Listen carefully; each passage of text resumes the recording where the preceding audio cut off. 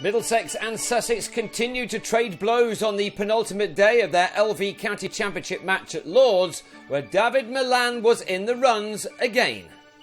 It was a tough start for the home batsmen, Ollie Robinson and Steve Magoffin both causing Nick Gubbins problems with deliveries that spat, which suggested that a solid batting display on this day would make Middlesex favourites going into the last one.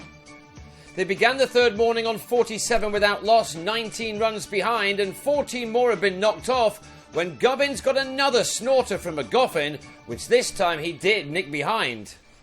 With the ball doing as much as it was from time to time, Sam Robson's half-century was one which showed off his skills as an opener.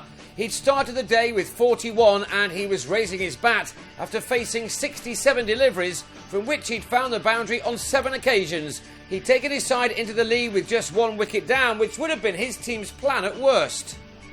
He and Nick Compton now look to push Middlesex on as much as they could on what has turned out to be an excellent pitch at the home of cricket, one which has offered an ideal balance overall between bat and ball. This pair took the total to 109 for a lead of 43. When Robson was out for 77, Ashar Zaidi finding the edge with the very first ball of his spell. It was a testing delivery too. After 2 overs at the nursery end, the spinner switched to the pavilion end and fired one in to bowl Compton behind his legs for 21. Middlesex headed off for lunch on 127 for 3, effectively 61 for 3, and 10 runs later, James Franklin became Magoffin's 500th first-class victim with an edge-to-edge Joyce in the slips. So the home team now had 2 men at the crease with the lead at only 71, and one of them, John Simpson, added 6 to that with this pull off Chris Liddle. But it was the innings of Milan which really stood out again. He made 93 in the first innings of this low-scoring contest, and his sublime form when fit this season was maintained as he played some typically gorgeous shots to once again put a bit of distance between his team and Sussex.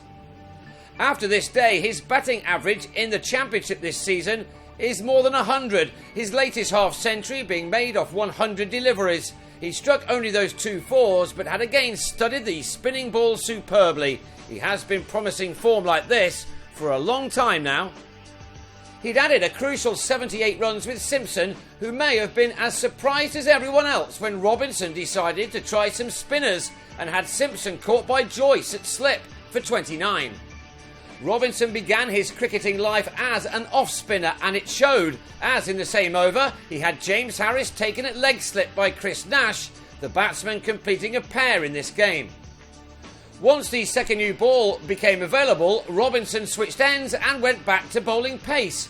Not that whatever he did made any difference to Milan. He'd moved on to 80 when he lost Ollie Rayner at the other end, Magoffin with enough movement to win the LBW. At 249 for 7, Middlesex now led by 183, and Sussex would have now been dreaming of having them all out before the end of the day. Milan had other ideas though, and he found some very valuable support from Toby Rowland-Jones, a man who gets better as a batsman each time he comes out. He was there when Milan got to his second 100 of the Championship season off 172 balls with this single. He'd hit 7 fours in what was his 3rd ton against his opposition this year, having already sent their bowlers to all parts in both the One Day Cup and the T20. Some record that. He had survived a very big appeal on 93, the same score he made in the first innings here. Rowland-Jones, meanwhile, thought a decision went against him as Robinson tried some spinners again and turned one back very sharply to have Rowland-Jones LBW for 36. That was the last ball of the day, and so Middlesex went to the close on 326 for 8 for a lead of 260, with Milan still there on 118. With the pitch now taking plenty of turn, it's the home team which may now have emerged as favourites.